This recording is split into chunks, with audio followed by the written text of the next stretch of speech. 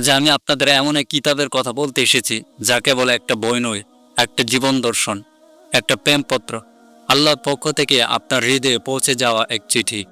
আপনি কি কখনো ভেঙে পড়েছেন?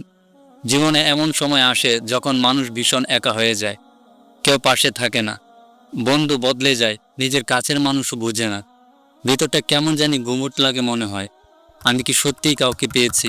ঠিক তখনই আপনি যদি একটু সাহস করে কোরআন খুলে ফেলেন, আপনার চোখে হয়তো জল চলে আসবে।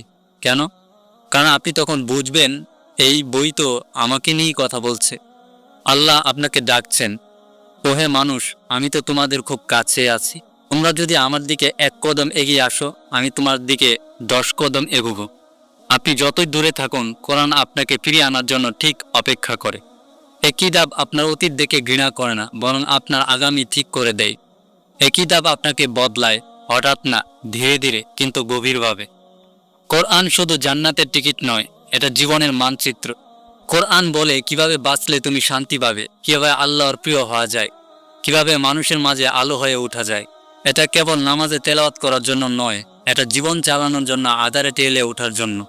যখন আপনি কোরআন পড়েন, আপনি জানেন, আপনি যখন তেলাওয়াত করেন আর রহমান আল্লামাল কোরআন, তখন আল্লাহ শুনেন, এমনভাবে শুনেন যেন আপনি পৃথিবীর একমাত্র পাঠক।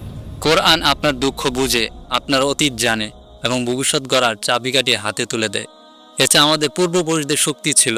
যে কোরআনের শক্তিতে ওমর রাদিয়াল্লাহু তাআলা আনহু বদলি ছিল, যে কোরআনের আয়াতে আবু বকর রাদিয়াল্লাহু আনহু চোখের পানি ফেলতেন, যে কোরআনের আলোতে সালাউদ্দিন জেগে উঠেছিল, আজ সেই কোরআন আমাদের ঘরে আছে কিন্তু হৃদয়ে নেই।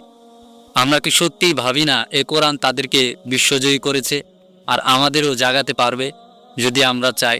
আপনি কি চান আল্লাহ আপনাকে ভালোবাসুক? কোরআনই সেই রাস্তা। যখন আপনি কোরআনকে ভালোবাসেন, আপনি আল্লাহকে ভালোবাসেন। যখন আপনি কোরআন থেকে দূরে যান, আপনি নিজের আলো নষ্ট করে ফেলেন। এখন সময় ফিরে আসার, জেগে ওঠার।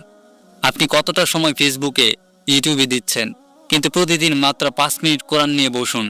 দেখবেন একদিন আপনি 5 ঘন্টা চাইবেন। কারণ এটা নেশা নয়, এটা শান্তি, এটা প্রেম।